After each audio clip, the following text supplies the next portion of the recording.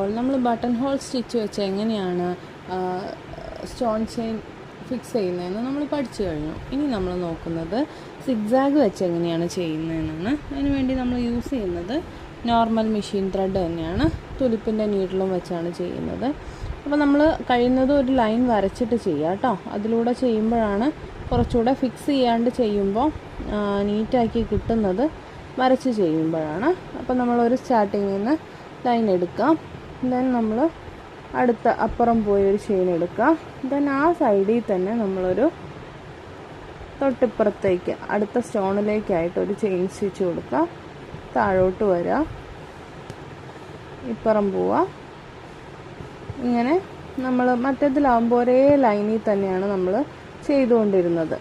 ഇതിൽ നമ്മൾ സിഗ്സാഗ് പോലെ, അതായത് സിഗ്സാഗിൽ ചെയിൻ ലോക്ക് ഇടുന്നതിന് പകരം കുറച്ചുകൂടെ നീട്ടിയൊരു ലോങ് ചെയിനാണ് ഇടുന്നത്. ആ സ്റ്റോണിൻ്റെ ഗ്യാപ്പിലാണ് നമ്മൾ ചെയിൻ ഇടുന്നത്. ആ ലെങ്ത്തിലാണ് നമ്മൾ ചെയിൻ ഇടുന്നത്, ചെയിൻ ലോക്കിന് പകരമുള്ള സ്റ്റിച്ച്. സിഗ്സാഗ് നോർമലി നമ്മൾ ഇടുമ്പോൾ രണ്ട് സൈഡിലും ചെയിൻ ലോക്ക് ഇടാറുണ്ട്. അപ്പോൾ ആ ചെയിൻ ലോക്കിനെ നമ്മൾ കുറച്ചുകൂടെ ലോങ് ആക്കി ഇടുന്നു എന്ന് മാത്രമേ ഉള്ളൂ.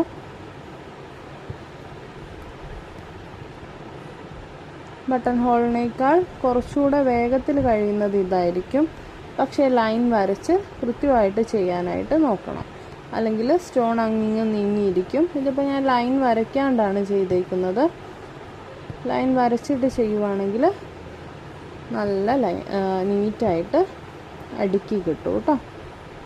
നെക്ക് ലൈനിലൊക്കെ ചെയ്യുമ്പോൾ കുറച്ചുകൂടെ എളുപ്പം ഇത് ചെയ്യുന്നതാണ്. വേണ്ട ഷേപ്പിലോട്ട് നമുക്ക് നീക്കി കൊണ്ടുപോകാനും പറ്റും.